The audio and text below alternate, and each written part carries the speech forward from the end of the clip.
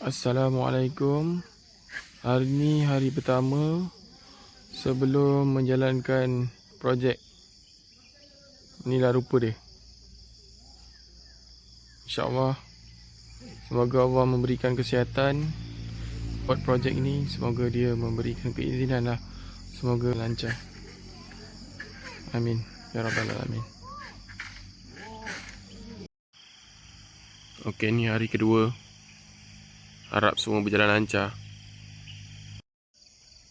Okey, boleh nampak tak perkembangan untuk hari ketiga? InsyaAllah korek lubang untuk tanam durian.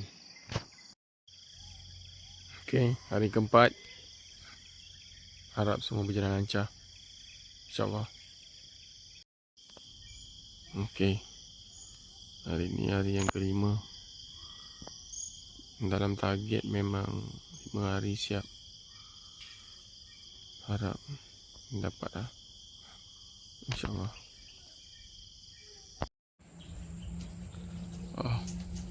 Hari kelima, tengah hari panas gila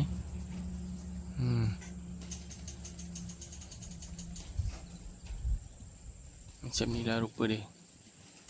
1, 2, 3, 4, 5, 6, 7. Ada 7 durian dah tanam. Ui, tengah hari macam ni, tak darat pun nak buat.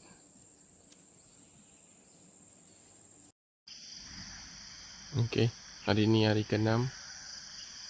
Nampaknya hari ke-6 ni tak tahu lagi nak buat apa. Sebab yang plan memang nak buat macam ni je. Okey, ni view daripada dekat lah.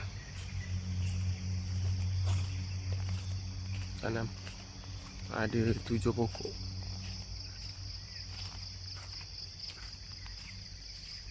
Sangking kat depan 3.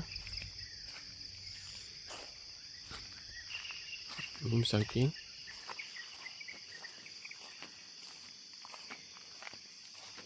Okey, ni sangking yang saya kahwinkan sendiri Sangking ni saya kahwinkan sendiri.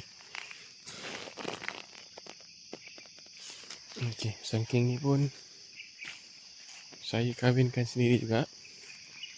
Ini dah besar sikit lah. Yang tu ada tu nak mati.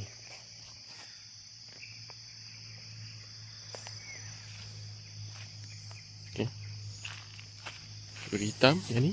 Ini duri hitam. Pokok keempat duri hitam. 3 sangking. Kemudian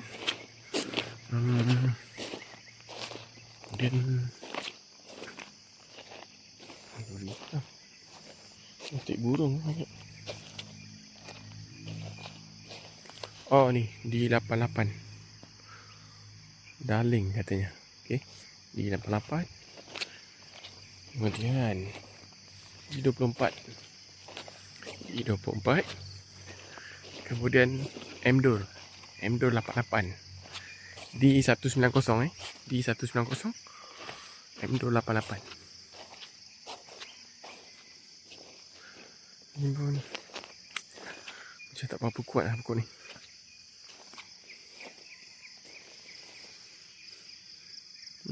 Masa beli pun dah sakit. Tahu macam mana.